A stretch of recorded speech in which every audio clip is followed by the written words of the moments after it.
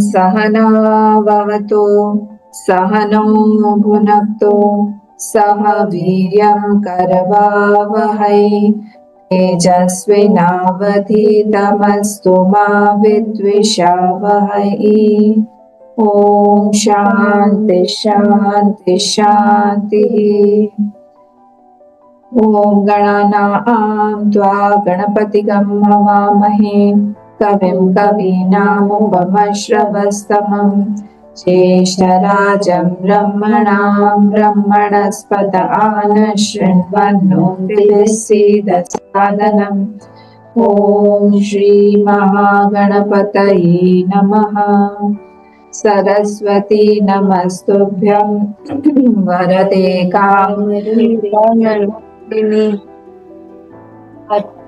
करिष्यामि सिद्धिर्भवतु मे सदा। आप लोग म्यूट कर लीजिए सब लोग अपने आप को।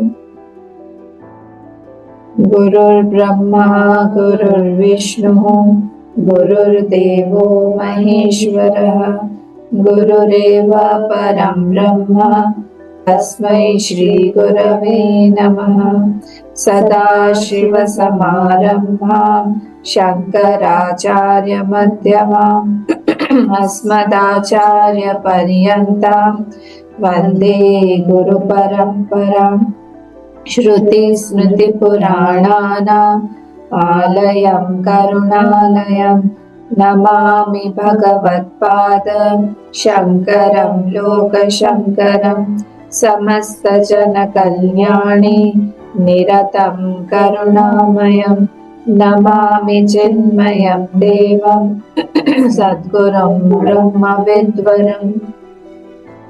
नारायणं पद्मभुवं वसिष्ठं शक्तिं च तत्पुत्रपराशरं च व्यासं शुकं गौडपदं महान्तं गोविन्दयोगीन्द्रमथास्य शिष्यं श्रीशङ्कराचार्यमथास्य पद्मपादं च हस्तामलकं च शिष्यं तं तोटकं वातिककारमन्यान् अस्मद्गुरुन् सन्ततमानतोऽस्मि। व्यासं वसिष्ठनप्तारं शक्तेः पौत्रमकल्मषं पराशरात्मजं वन्दे शुकतातं तपोनिधिं। व्यासाय विष्णुरूपाय व्यासरूपाय विष्णवे नमो वै ब्रह्मनिधये वासिष्ठाय नमो नमः। अचतुर्वदनो ब्रह्मा द्विबाहुरपरो हरिः अभाललोचनः शम्भुः भगवान् बादरायणः भगवान् बादरायणः। ॐ शन्नो मित्रः शं वरुणः शं नो भवत्वर्यमा शं न इन्द्रो बृहस्पतिः शं नो विष्णुरुक्रमः। नमो ब्रह्मणे नमस्ते वायो त्वमेव प्रत्यक्षं ब्रह्मासि त्वामेव प्रत्यक्षं ब्रह्म वदिष्यामि ऋतं वदिष्यामि सत्यं वदिष्यामि तन्मामवतु तद्वक्तारमवतु अवतु माम् अवतु वक्तारम्। ॐ शान्ति शान्ति शान्तिः। नेक्स्ट वाला जो है सेकेंड वो भी पढ़ लेंगे। शीक्षाम्याख्यास्यामः वर्णस्वरः मात्राबलं सामसन्तानः इत्युक्तः शीक्षाध्यायः। एक और बार शीक्षाम्याख्यास्यामः वर्णस्वरः मात्राबलं सामसन्तानः इत्युक्तः शीक्षाध्यायः।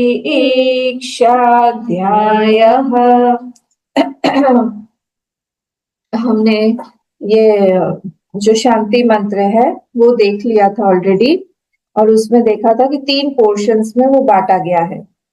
तो पहला वाला जो था वो देवताओं को नमस्कार, फिर जो दूसरा वाला था वो वंदना थी, और तीसरा जो पोर्शन था वो ग्लोरिफिकेशन था, महात्म्य या प्रार्थना हम लोग बोले।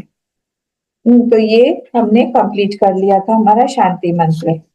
अब हम लोग इसमें हमको पता है जैसे कि शांति मंत्र इस पूरे अनुवाद में, ये पूरा जो चैप्टर है इसमें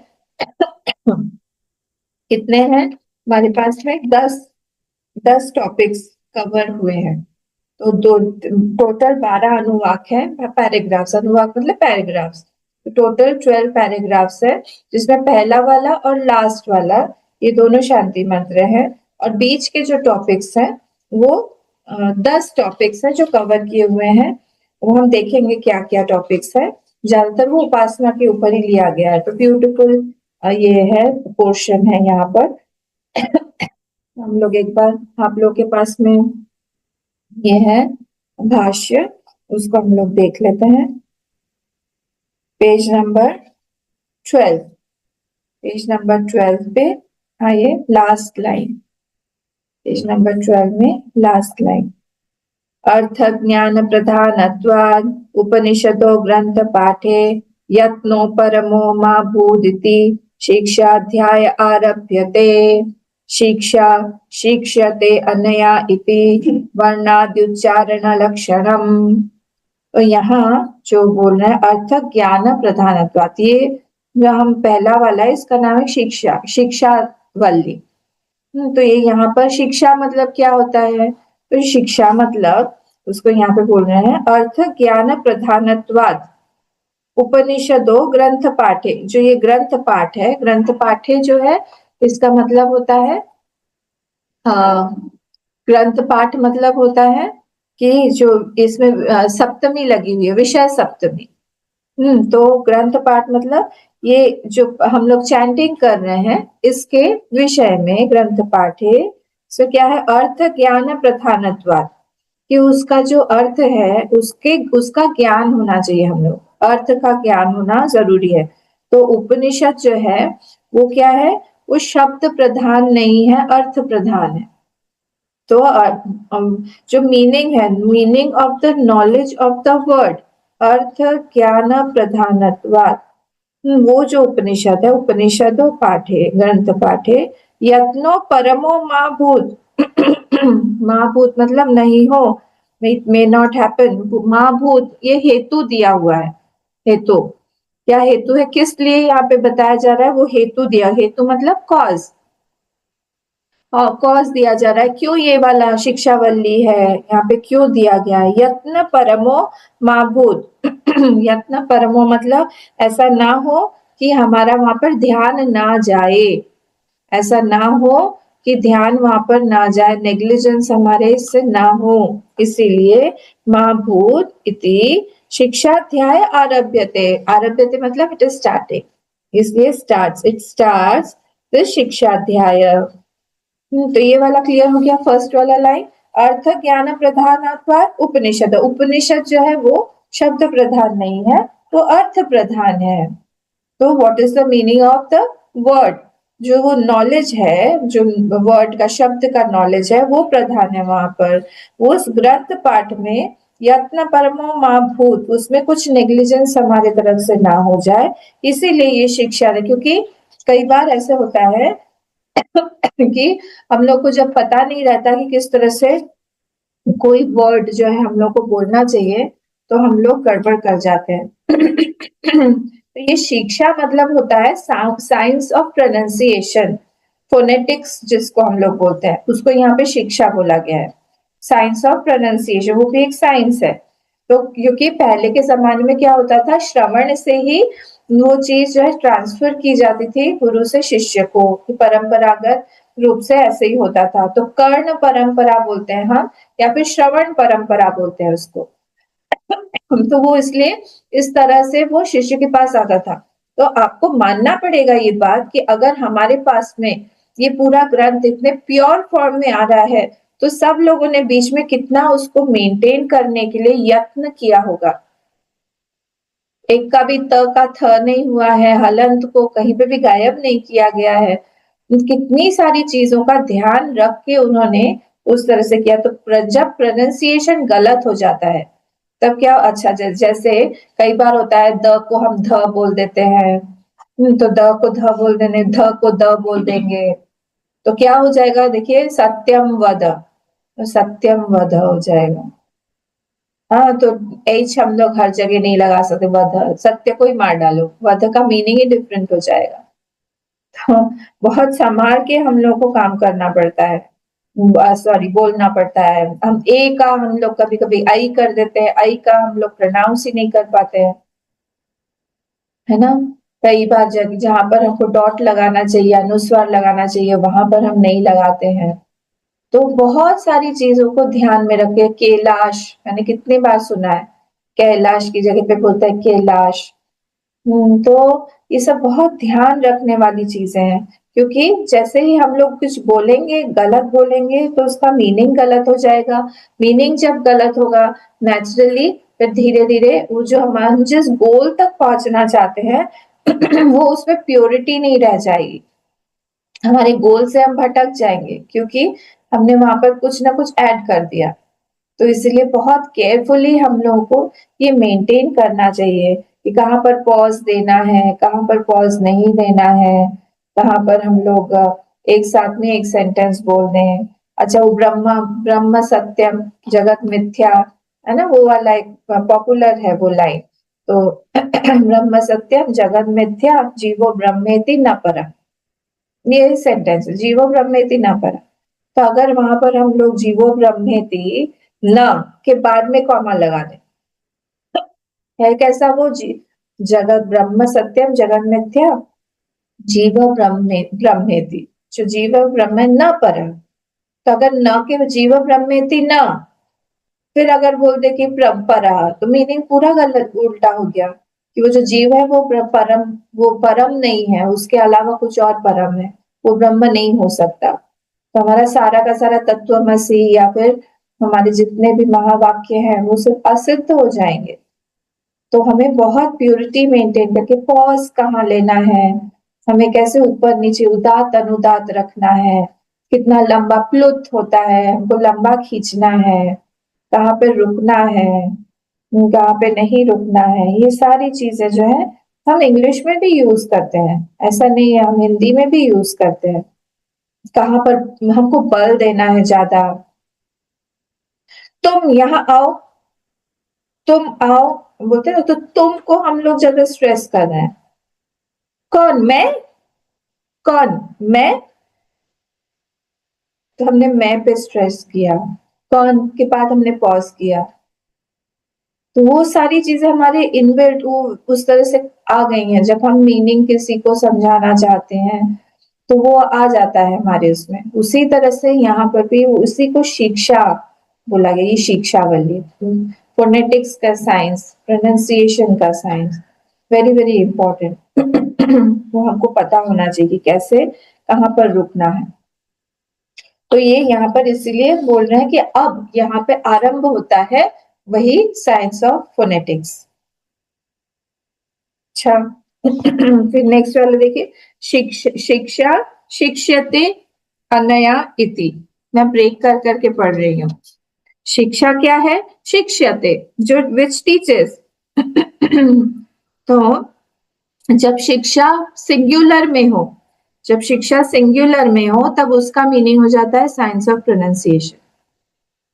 ठीक है, जब शिक्षा सिंगुलर में, तब यहाँ पे शिक्षा सिंगुलर में, शिक्ष्यते अनया इति, अनये इति को मैंने ब्रेक कर दिया, अनया इति। तो ये अनया ये करण व्युत्पत्ति है, करण मतलब तृतीया, इंस्ट्रूमेंटल केस, कर्म व्युत्पत्ति नहीं है। कर्म व्युत्पत्ति होगी दूसरा, मतलब विभक्ति दूसरे विभक्ति में आ जाए, कर्ता ने कर्म को। तो अनया अनेन ये सारी चीजें में यहाँ पे करण व्युत्पत्ति लग रहा है। ठीक है, तो उसके द्वारा, that is a instrument. What is the instrument? शिक्षा इज द इंस्ट्रूमेंट. शिक्ष्यते अनया इति वर्णादि उच्चारण लक्षणम. वर्णादि, वर्ण और उच्चारण लक्षणम. तो उच्चारण लक्षणम क्या है? ये शास्त्रम है. ये शास्त्र है किसका? उच्चारण का, वर्ण का इत्यादि, है ना. ये हमारा शास्त्र है. जैसे हम लोग पढ़ते हैं वर्ण. कितने वर्ण हैं संस्कृत में? कौन बताएगा? वर्ण कितने हैं संस्कृत में? हमको इंग्लिश का ही याद है, संस्कृत में कितने वर्ण हैं?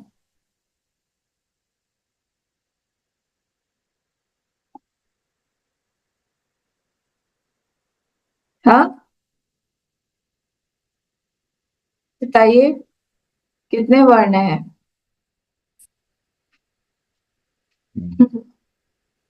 संस्कृत के वर्ण 33 है क्या? भूल रही हूँ. 33 व्यंजन है और वोवेल 33 है क्या? नहीं, 33 जो है वो व्यंजन है. अच्छा. शेयर किया है, देखिए.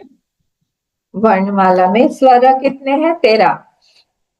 ठीक है, मैंने ब्रेक नहीं किया है. स्वर में भी वैसे 2 कैटेगरीज हैं और इसमें व्यंजनानी कितने हैं? 33.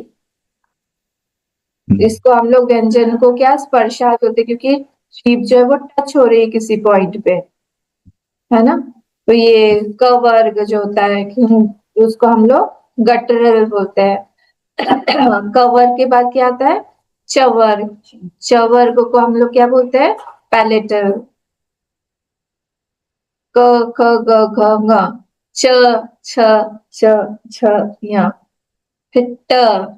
ट रिट्रोफ्लेक्स, क्योंकि जीभ को हम टर्न कर रहे हैं. टर्न में भी ट आता है. ट रिट्रोफ्लेक्स. तो वो हो गया ट वर्ग. फिर आता है हमारा त वर्ग, डेंटल.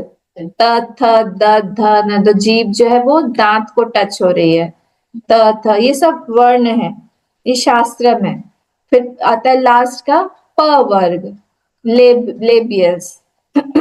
ओष्ठव्यम. प फ ब भ म. तो ये क्या कितने हो गए यहाँ पर? 25. और कौन कौन से हैं? ले और है अंतस्था. अंतस्था कौन कौन से हैं? सेमी वोवेल, य र ल व. और ऊष्माण श, जिसमें थोड़ा सा प्राण वायु लगती है. श श स ह, है ना. ये एसएमएस बंगाली में भी है. श है, श है, स है, ह है. इस तरह से कितने हो गए? स्वर हमारे 13 हो गए और हमारे व्यंजन जो है वो 33. इस तरह से 46 लेटर्स हमारे टोटल हैं. ठीक है, तो इसलिए इस तरह से ये पूरा का पूरा जो वर्ण का उच्चारण कैसे हम करेंगे, ये पूरा इसी का शास्त्र इसको बोला गया है ना. तो शिक्ष्यन्ते इति व शिक्षा वर्णादयः. तो जो फोनेटिक्स है वेरियस, इसको मैं स्टॉप कर देती हूँ. जो अलग अलग फोनेटिक्स हैं वो various topics are taught in phonetics. किसको कैसे बताएं, इसमें डिटेल में है ना. जैसे अब हम लोग वो पाठ करते हैं पतंजलि योग सूत्र, नहीं पतंजलि योग सूत्र नहीं, अयोनटकी माहेश्वरी सूत्राणी. माहेश्वरी सूत्राणी बताओ तो कौन कौन से है? अयुण, लुक, ए ओ, आई औज, भय वरड, लण, यमंगणनम, झभय, गणदश, जब गणदश, ख फ छ ठ त च ट त व, कपय शश सर हल. ये है तेरा माहेश्वर सूत्राणी. तो यहाँ से ही सारे के सारे निकले हुए हैं. ये सब याद करना चाहिए हम लोगों को. सिखाया था संस्कृत में, भूल गए ना. प्लीज रिवाइज करिए. सब भूल गए नहीं तो। अय्युनरी लेके होंगाई औच हाय वरट जभया गड़दश जबगड़दश लन क्या है जबगड़दश खप चटत चटतव कपयश सरहल। ओके, तो ये सारा शिक्षण देती वा शिक्षा शिक्षा वहां पे विसर्ग आ जाएगा। शिक्षा वर्णादय ये यहाँ पर शिक्षा जो है ये कर्म व्युत्पत्ति होगी, तृतीया में आ गया ये। इधर का जो था करण व्युत्पत्ति थी शिक्षाया अनेन इति अनया। ठीक है, बोले अच्छा ये शिक्षा शिक्षा को शिक्षा क्यों बोला? हमने तो सुना था हिंदी में शिक्षा होता है या संस्कृत में भी हमने शिक्षा बोला था, तो इसको बोलते हैं हम आर्ष प्रयोग। ये गलत नहीं है, ये उन्होंने श्रुति माँ ने अपने तरफ से प्रयोग किया हुआ है। नेक्स्ट वाला देखिए, शिक्षैव शिक्षा, शिक्षैव शिक्षा, शिक्षा जो छोटी की मतलब रस्व, रस्व शिक्षा ही शिक्षा है, उसमें दोनों में कोई डिफरेंस नहीं है। दैर्घ्यम छांदसम, छांदस प्रयोग है ये। छांदस मतलब आर्ष प्रयोग है ये आर्ष प्रयोग है। छांदस मतलब मीटर नहीं, छांदस प्रयोग मतलब ये श्रुति माँ ने इस तरह से प्रयोग किया हुआ है। यहाँ पर ये मीनिंग कि श्रुति माँ ने, ये गलत नहीं है, ये इसको हम करेक्ट ना करें कि शिक्षा को हम लोग शिक्षा को हम हर जगह शिक्षा कर दें, मिसप्रिंट हो गया है, नहीं, वो कई कई जगह पर श्रुति इस तरह से प्रयोग करती है। तो शिक्षा जो ये दैर्घ्य हो गया ये छांदसम, ये छांदस मतलब ये आर्ष प्रयोग है, यहाँ पर श्रुति ने उस तरह से प्रयोग किया है। ताम शिक्षा व्याख्यास्यामः, तो हम लोग क्या कर रहे हैं, we are going to describe वही शिक्षा को, व्याख्यास्यामः हम लोग उसको ही डिस्क्राइब करने वाले हैं। तो बोले कैसे डिस्क्राइब? अब व्याख्यास्यामः को भगवान भाष्यकार ने तोड़ा है, थोड़ा सा ग्रामेटिकल पॉइंट भी है यहाँ पर ध्यान दीजिएगा। व्याख्यास्यामः बोले व्याख्यास्यामः का कैसे होगा, वी प्लस आ प्लस ख्या, ऐसे तीन पोर्शन में ख्या धातु, व्याख्या को हम वी प्लस आ तो क्या हो जाएगा, व्या, इकोयणची संधि है ना, व्या हो जाएगा, वी प्लस आ व्या हो जाता है। तो वी प्लस आ प्लस ख्या, व्याख्या। तो व्याख्या को किस तरह से बोला है, बोले वी का मतलब है, देखिए सेकेंड लाइन, विस्पष्टम, वी का मतलब हो गया विस्पष्ट, क्लियरली, विथ फुल क्लैरिटी, विस्पष्टम। आ मतलब क्या, बोले आ मतलब होता है असमानता, चारों तरफ से, फ्रॉम ऑल द डायरेक्शंस। और ख्या मतलब क्या, ख्या मतलब कथयिष्यामः, फ्यूचर का फ्यूचर टेंस हो गया, बोले कथयिष्यामः मतलब ख्यास्यामः, ख्यास्यामः मतलब आगे बोला जाएगा। अच्छा, ख्यास्याम कथयिष्यामः मतलब ख्यास्यामः। हाँ, अब यहाँ पर थोड़ा सा एक ग्रामर का पोर्शन है, ये है, मैं बहुत डिटेल में नहीं जाऊंगी क्योंकि आप लोगों ने पढ़ा नहीं है उस चीज को। सार्वधातुक और इसमें आता है अर्ध धातु, धातु जो है वो कहाँ कहाँ पे यूज होते हैं, ये हमने संस्कृत क्लास में देखा था, लोग अपने नोट्स रिवाइज करिएगा। तो इसमें ऐसा है कि ख्यास्याम जो आया हुआ है वो चक्ष धातु से आया हुआ है, लेकिन कोई रिलेशन ही नहीं है। वो जो है वो ख्या धातु से नहीं बना है, बोले ओ चक्ष धातु से बना हुआ है वो बनता है चक्षिंग, चक्ष धातु का तो चलता है चक्षिंग। और उस तरह से जब उसका सिक्स्थ केस आता है, षष्ठी आती है विभक्ति में तो उसका बनता है चक्षिंग। और ये वर्ड भगवान भाष्यकार ने दिया हुआ है यहाँ पर थर्ड लाइन, चक्षिंग वा ख्यानदिष्टस्य, ख्यानदिष्टस्य मतलब रिप्लेस्ड बाय ख्यात, ख्यात को, ख्या जो धातु है वो चक्ष, चक्ष को ख्या से रिप्लेस कर दिया गया है अच्छे से, जिसको पता नहीं है वो उसको समझ में नहीं आएगा।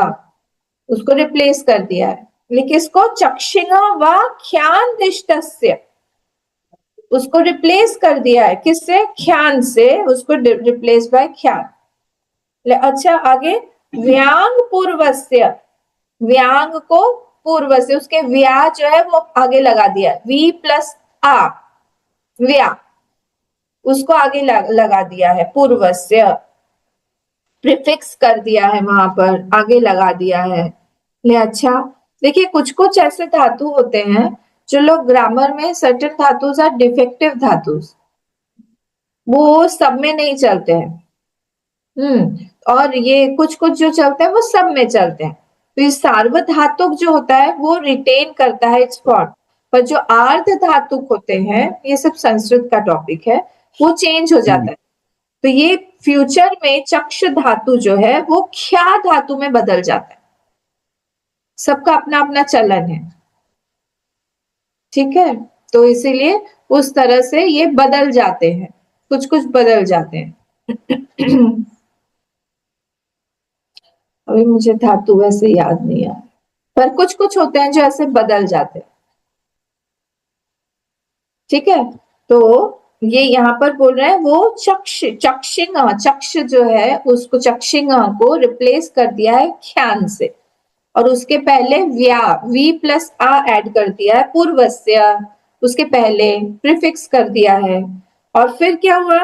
व्यक्तत्वात् क कर्मणः एतद् रूपम, और बोल रहे हैं वहां पर कि क्योंकि उसका क्लियर अटरेंस हो, क्लियर अटरेंस के लिए, तो action which expresses clarity clearly, this is the meaning here, ये यहाँ पर मतलब है, कर्मणः एतद् रूपम, ये व्याख्यास्याम का रूपम, ये इस तरह से यहाँ पर क्लियरली बताया गया है।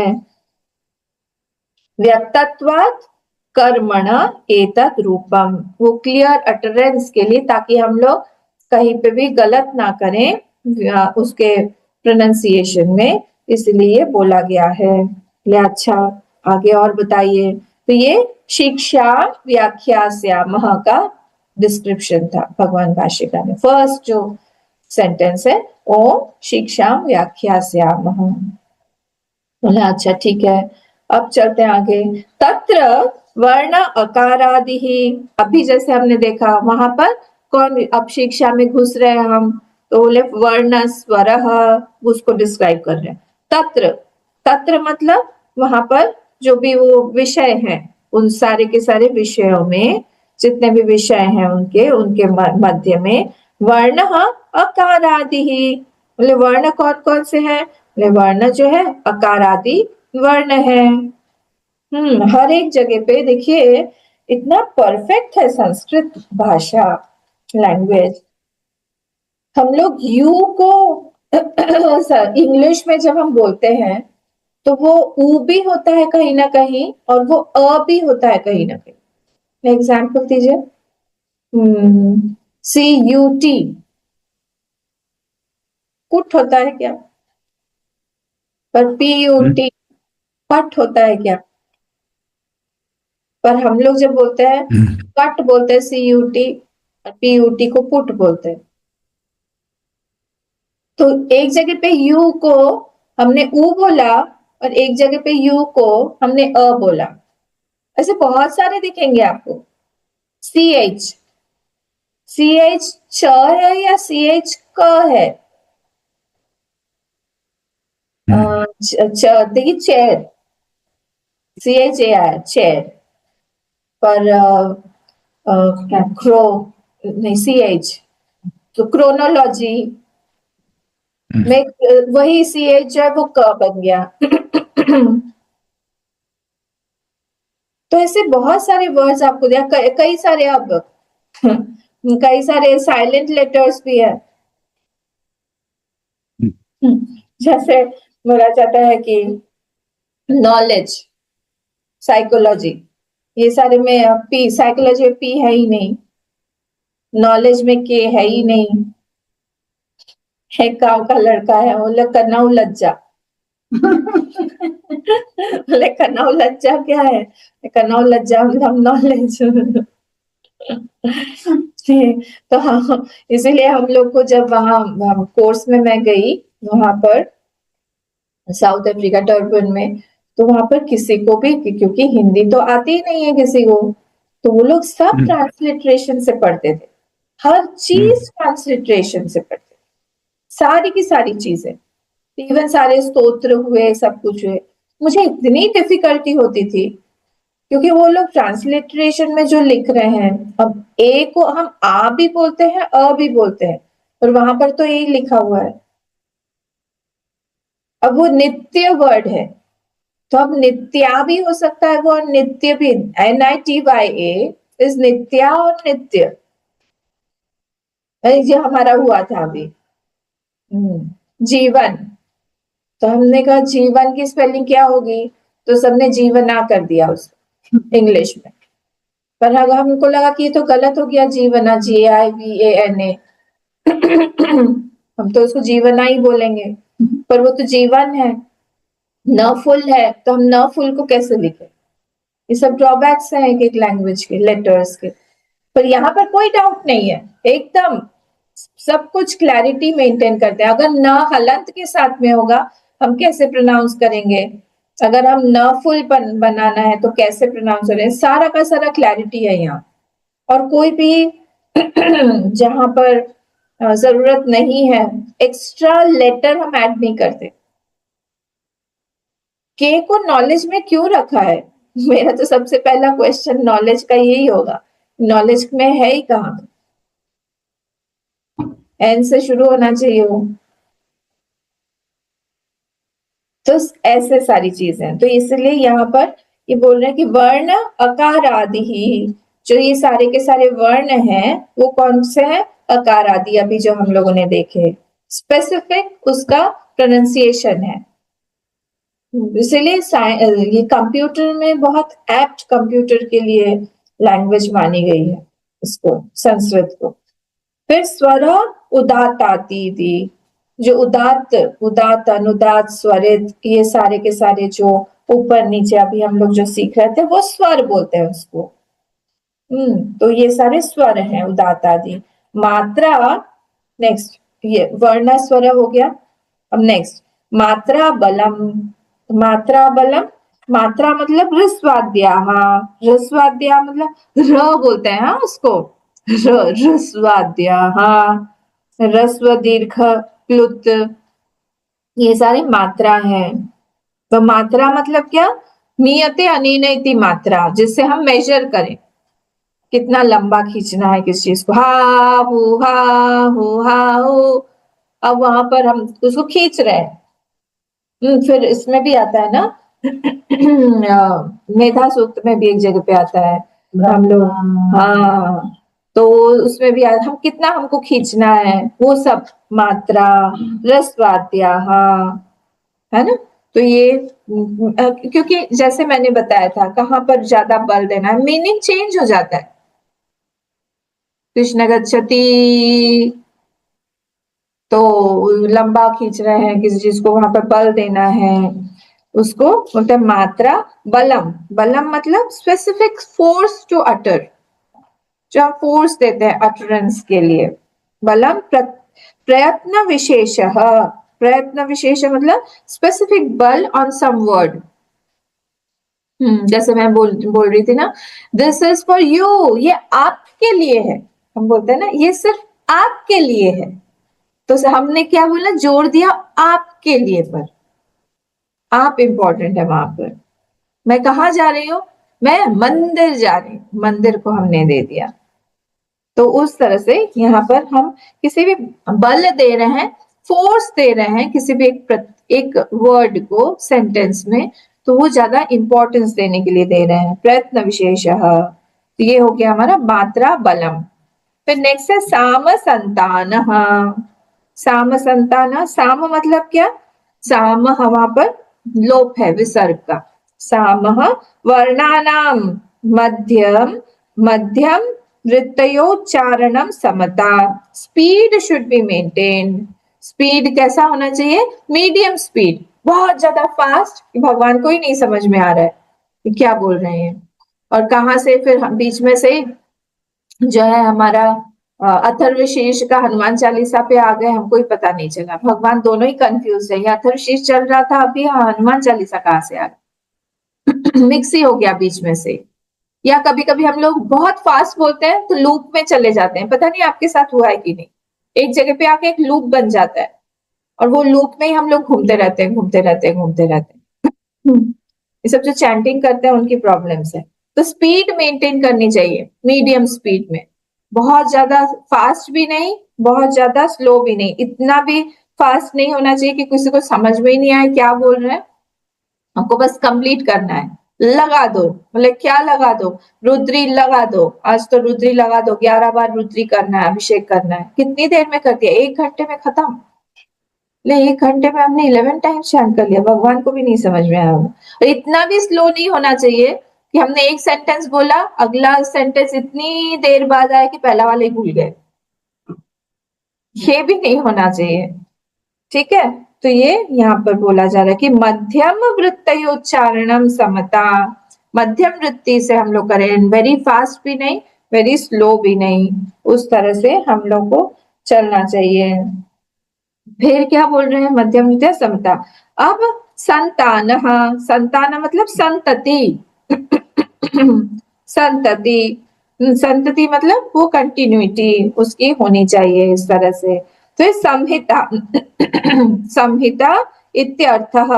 अब इसका मतलब क्या हुआ, संहिता मतलब वेरेवर, जहां पर भी हम पॉसिबल हो वहां पर संधि करनी चाहिए। संहिता मतलब संधि, संधि करनी चाहिए कि क्योंकि वो एक गुड प्रैक्टिस माना जाता है कि हम लोग कहीं जहां पर जरूरत है वहां पर दो वर्ड्स आ रहे हैं पास पास, और हम लोग ये इंग्लिश में भी करते हैं। डज नॉट को हम डजंट बोल देते हैं, डू नॉट को हम डोंट बोल देते हैं, बहुत सारे हमारे उसमें भी। तो ये it is good that we practice संधि।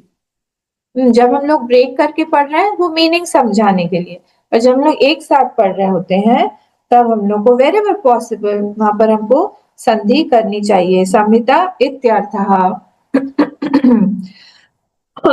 संहिता इत्यर्थः, कहाँ कहाँ पर हम लोग को संधि करनी चाहिए, कहाँ कहाँ पर करनी चाहिए हमें संधि।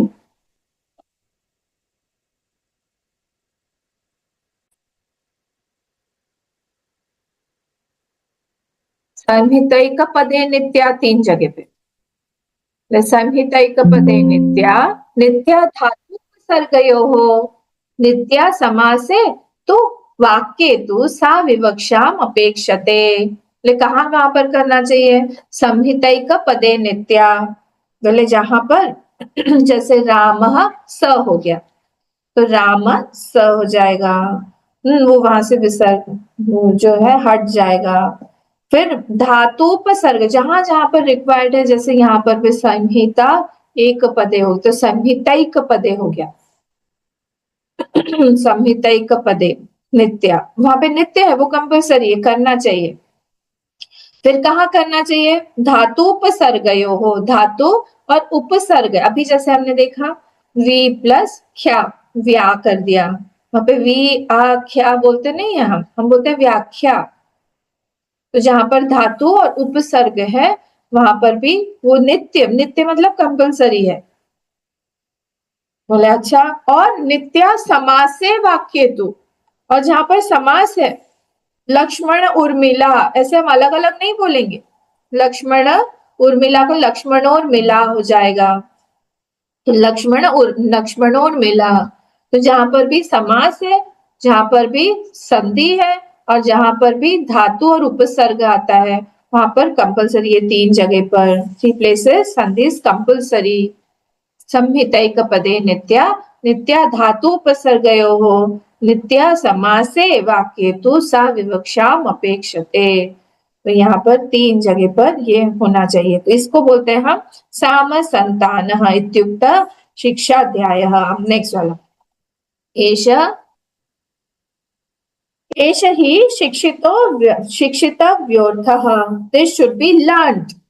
ये सब हमको लर्न करना चाहिए, ये सब हमको पता होना चाहिए। तो शिक्षा क्या है, यस्मिन् अध्याये सोऽयं शिक्षाध्यायः इति एवम् उक्त उदिते, उक्त इत्युपसंहार उत्तरार्धः। अब इत्युक्त के बारे में बोल रहे हैं। इत्युक्त शिक्षाध्याय का मतलब क्या हुआ? शिक्षा यस्मिन् अध्याय, जिसमें ही शिक्षा है।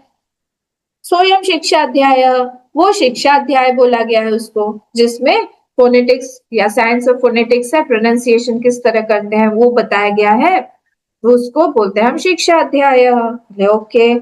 इति इत्युक्त का मतलब इति एवं उक्त, यही यहाँ पर बताया गया है। उदिते उक्त, उदिते मतलब बोला गया है। देखिए वध का उक्त, यहाँ भी ये भी डिफरेंस है। ये भी इसमें भी सार्वधातुक आर्धधातुक में होगा ना, तो वध जो है वो उक्त हो गया। उदिते उक्तः इति उपसंहार उत्तरार्थ, this is for the completion, उपसंहार के लिए ये उक्तार्थ ये बोला गया है। Very good. इति श्रीमद् परमहंस परिव्राजकाचार्य गोविंद भगवत पूज्य पाद शिष्य श्रीमद् शंकर भगवतः कृतौ तैत्तिरीयोपनिषद शिक्षाध्याय भाष्ये द्वितीय अनुवाकः। यहाँ पर द्वितीय अनुवाक जो है वो कंप्लीट हुआ। इसमें बहुत सारी जगह पे आपको ये पूरा समास है ना, ऊपर वाला भी वर्ड समास है, यहाँ पर भी संधि हुई है। फिर नीचे भी तैत्तिरीय उपनिषद, त का च हो गया है, स्तोश्चनाश्चु हमने देखा नहीं अभी, स्तोश्चनाश्चु यहाँ पे हो गया है, और छी हो गया है, श का छ हो गया है ना, ये शश छोटी ये हो गया है। तो यहाँ पर अध्याय भाष्य द्वितीय अनुवाक, ये द्वितीय अनुवाक जो है यहाँ पर खत्म होता है। ठीक है, नेक्स्ट वाला पढ़ते हैं।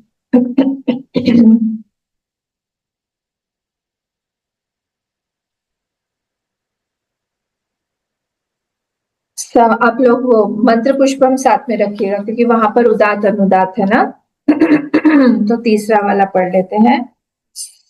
सह सह नौ यशः सह नौ ब्रह्म वर्चसम् अथात सगंभिताया उपनिषदं या आख्यास्यामः पंचस्वधिकरणेषु अधिलोकमधिज्योतिषमधिविद्यमधिप्रजमध्यात्मम् तामहासंगंहिता इत्याचक्षते अथादिलोकम् पृथिवीपूर्वरूपम् द्योरुत्तररूपम् आकाश संधिः।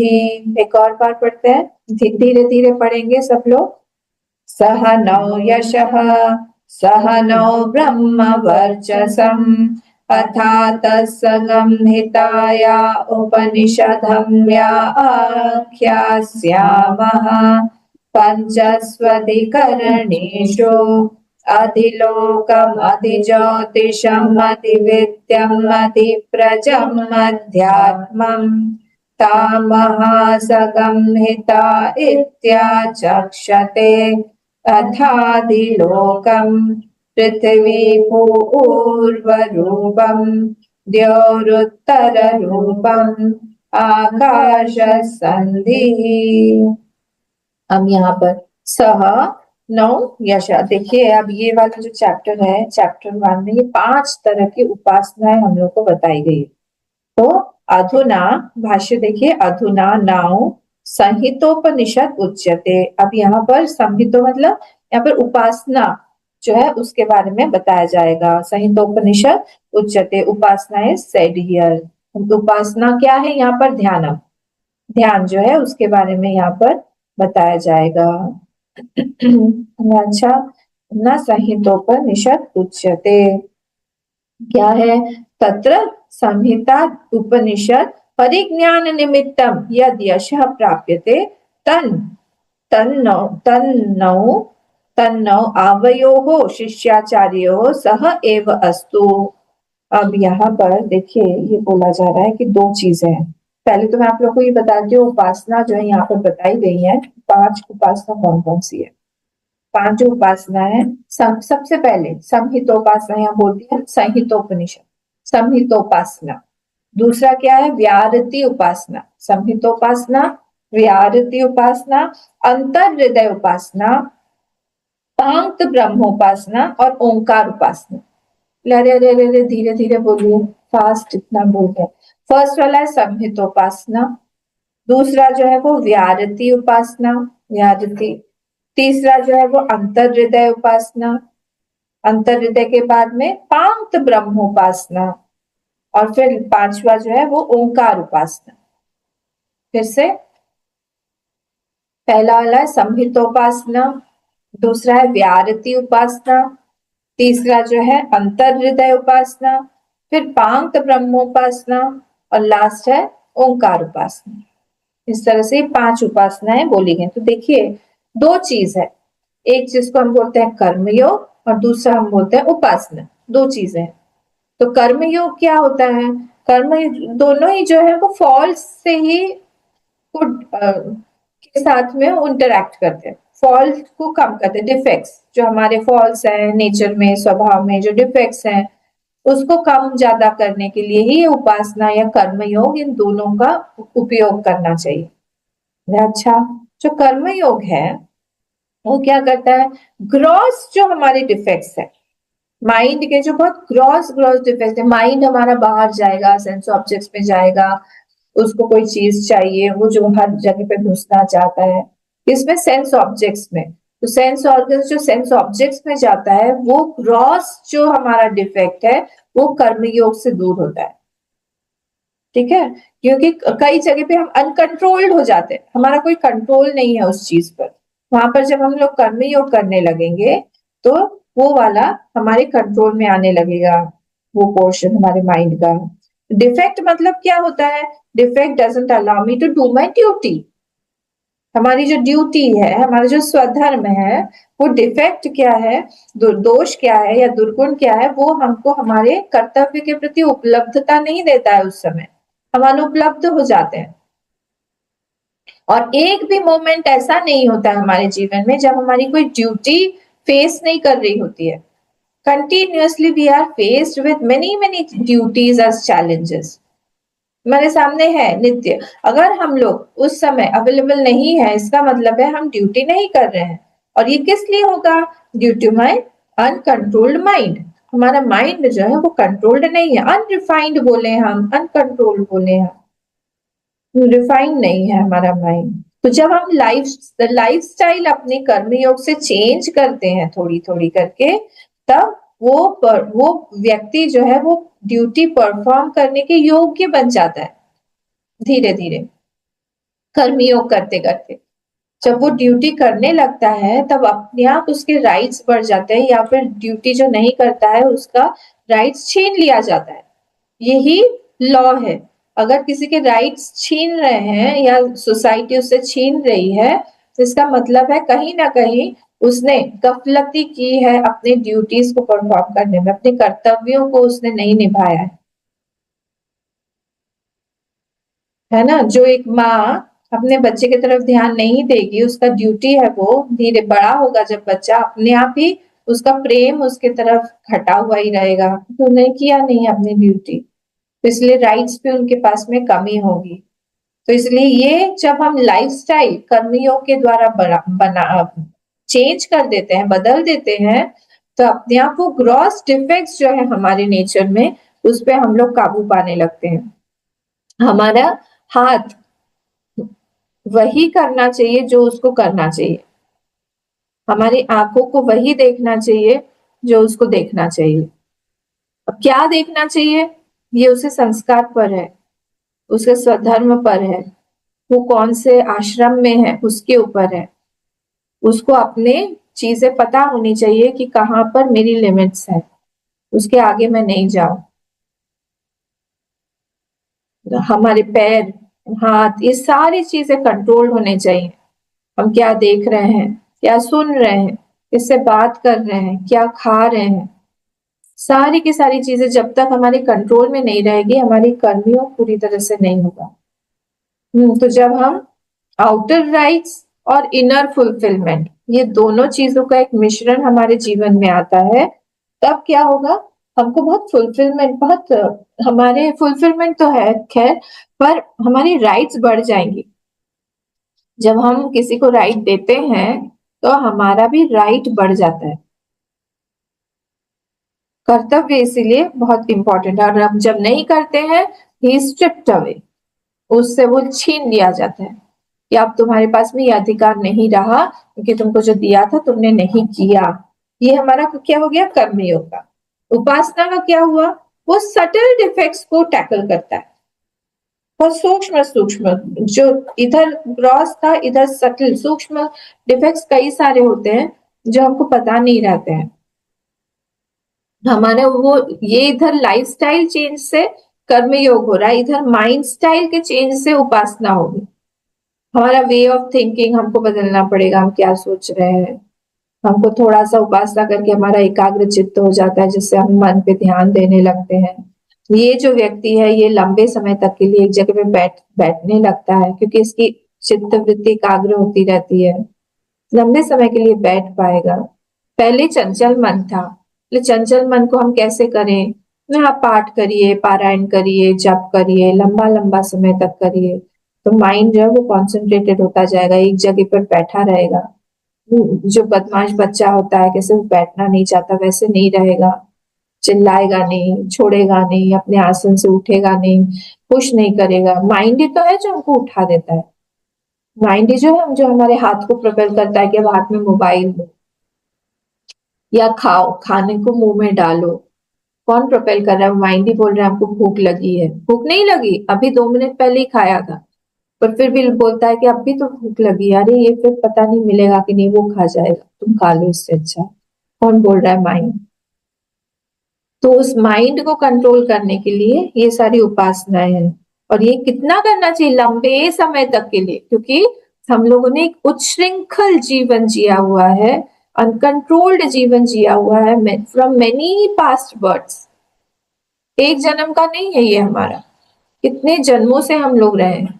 अच्छा, वो अमरीश वाले उसमें देखिए, जब वो कृत्या आई सामने, उनकी वो उपासना ही थी कि वो कृत्या सामने आने पर भी, उसमें लिखा है न चचाल, वो डरे नहीं और वहां से हिले भी नहीं कि वो कृत्या उनको मारने आ रही। इतनी भयंकर राक्षसी, उसे तांबे की तरह तपाए हुए ऐसे बाल थे और आंखें लाल लाल थी, लंबी सी थी, बड़ी सी थी, मोटा सा पेट था, काली काली पूरी, उसको उनको मार डालने के लिए आ रही थी, खा जाने के लिए आ रही थी, पर वो वहां से हिले नहीं, बिल्कुल हिले ही नहीं। इतना विश्वास था भगवान पर। ऐसे ही थोड़ी भगवान ने उनके लिए सुदर्शन चक्र छोड़ के रखा था, हमारे लिए क्यों नहीं रखते हैं? हमारे लिए माया को रखा है, उनके लिए सुदर्शन रखा था कि कोई इनके आसपास भी ना आ सके। ये भक्ति। तो उपासना से ही वो पॉसिबल हो पाया ना, कि वो हिले ही नहीं वहां से। वो हिले ही नहीं मतलब क्या, कौन नहीं हिला, वो वृत्ति नहीं हिली, पैर नहीं हिले, नहीं, वृत्ति नहीं हिली। वो वृत्ति इतनी एकाग्र थी, वो वृत्ति इतनी एक चित्तमय थी कि वो वहां से दूसरा कुछ चित्त में आया ही नहीं। Object was one single object, मेरे भगवान है, कुछ भी नहीं है वहां पर। हमारा क्या होता है, जब हम छोटा सोचने लगते हैं, तब हमारा वृत्ति जो है वो अहम सेंटर्ड हो जाता है। हमारी जो जितनी सारी वृत्तियां घूमती है ना, वो अहम के केंद्र में रख के घूमती है। चिन्मय केंद्र नहीं है, अहम केंद्र है। वो केंद्र में कौन है, वो पूरा तरह से वो अहम बैठा हुआ है, और आसपास में वृत्ति हमारी घूम रही है कि मुझे ये दो, मुझे वो दो। सेल्फ सेंटर्ड लाइफ, जहां पे जब नहीं मिलेगा तब क्या होगा, माइंड बिल्कुल बौखला जाएगा, पागल हो जाएगा, मुझे क्यों नहीं मिल रहा है, ये तो मेरी चीज है, I should get the Joy. इसको काटने के लिए ये उपासनाएं इतनी सारी बोली है। ये हमारा माइंड जो है वो अहम वृत्ति केंद्रित ना होके गुरुवाकार, ईश्वराकार, भगवदाकार, समर्पणाकार, शरणागताकार, ये सारी चीजें उसमें बड़ी बड़ी, जब वो उसका शेप ले लेगा, ये वृत्ति जब उसकी शेप में आ जाएगा, तब क्या होगा, तब अपने आप ही हमारा डिफेक्ट जो था, जो हमको चंचल बना रहा था, वो कम हो जाएगा, और माइंड जो है वो हिलेगा नहीं। तो जब तक हम छोटा सोचेंगे, छोटे थॉट पर कॉन्सेंट्रेट करेंगे, तब हम उसको रिप्लेस नहीं करेंगे हायर थॉट, हमारी लाइफ थोड़ी सी डिफिकल्ट होगी, थोड़ी नहीं काफी डिफिकल्ट होगी। यहाँ पर ये बता जाए तो जब हम उपासना करते हैं तब ये सारी चीजें चली जाती है। तत्र संहिता संहितादि उपनिषद परिज्ञान निमित्तम, तो यहाँ पर इन दिस टॉपिक, तत्र मतलब इन दिस टॉपिक, संहिता संहितादि उपनिषद, तो संहितादि मतलब संधि उपासना, ये सारी जो संधि उपासना है, उपनिषद मतलब यहाँ पे उपासना, ये संधि उपासना उपनिषद परिज्ञान निमित्तम, परिज्ञान निमित्तम मतलब ध्यान, उसका जो ध्यान है जब वो करते हैं निमित्तम, यद यशः प्राप्यते, वो यश की प्राप्ति होती है उसको। अब वो यश की प्राप्ति कैसे होती है? प्राप्यते तन तन्नव आवयोः, तन्नाव हो गया, नव का नाव हो गया है, वो नाव हो गया है, इको एनर्जी नाव हो गया है, तत् यश ना आवयोः शिष्याचार्य सह एव अस्तु, लेट बोथ ऑफ अस जो है उनको दोनों का फेम हो, खूब यश मिले दोनों को ही, किसको? गुरु को भी और शिष्य को भी। ऐसा क्यों होता है, कैसे होता है, जैसे हम लोग कल देखेंगे। कल सुबह 6:45 पर आप लोग आ जाइएगा, 6:45 से 7 o'clock चैंटिंग, 7 से 8 हम लोग इस उपनिषद को देखेंगे। आज हम लोग यहाँ पर विराम देते हैं। ओम पूर्णमदः पूर्णमिदं पूर्णात् पूर्णमुदच्यते पूर्णस्य पूर्णमादाय पूर्णमेवावशिष्यते। ओम शांति शांति शांतिः। हरि ओम। श्री गुरुभ्यो नमः। हरि ओम।